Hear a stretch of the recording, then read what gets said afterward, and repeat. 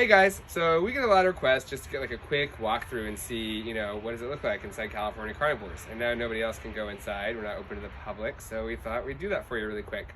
I will say there's been a lot of changes in there since the last time you guys have been in, probably, if you have been here before. And we're doing a lot of like construction and maintenance work that we've been putting off for a while because we always have people in here. Anyways, excuses aside, here we go. Come on in.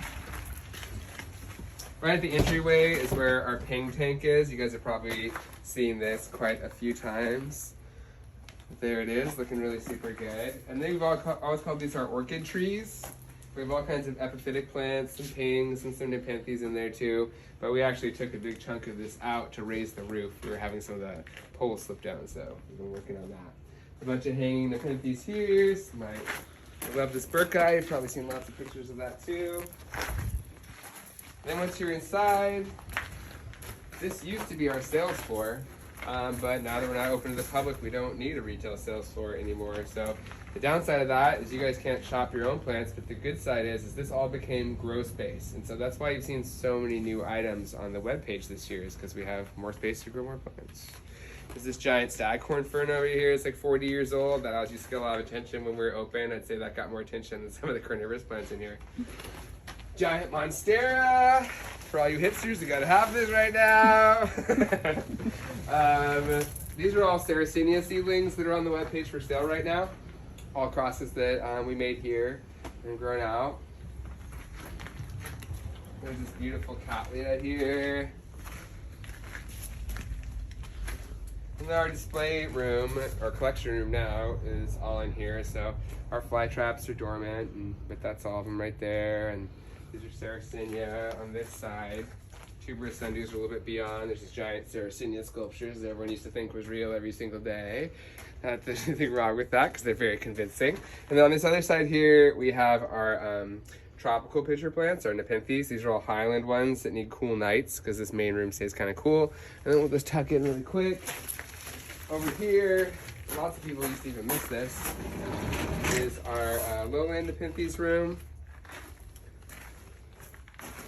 This all needs to be repotted pretty soon here anyways, but there's some cool stuff in here. There's these big giant truncata by Merliana pitchers in our Amorphophallus pot. This is the one that bloomed a few years ago, just sending up its new leaf.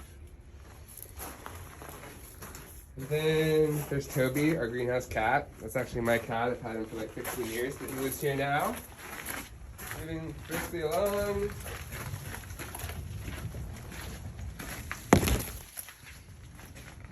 This is our Mexican butterwort collection, which of course I'm always obsessing over. We're gonna repot that this winter and get into it. And then all the way down here, Carnivorous bromeliads. All the way down here are Helianthora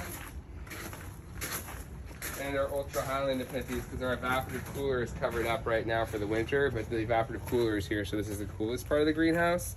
And these plants all don't want to get too hot, but there's some big Edwardsianas, Macrophylla, Pipiata over here.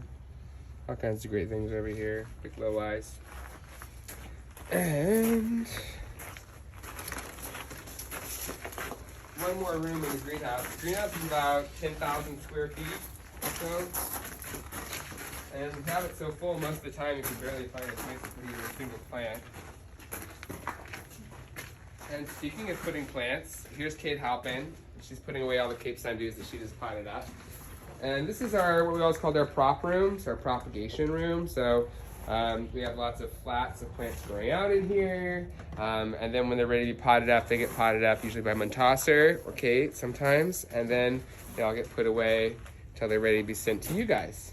And these are all nepenthes that we got from BE not that long ago.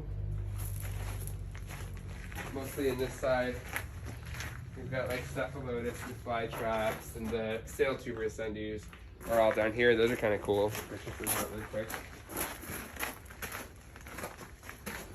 So we broke down my famous tuberous sundew bog, which is a little heartbreaking this year, but it was time, and we're gonna redo it. But that means that we have all these different tuberous sundews. Lots of these are on the webpage already. Yeah, that's the greenhouse pretty much. I wish you guys could come in and see it for yourself, but in the meantime, there you go.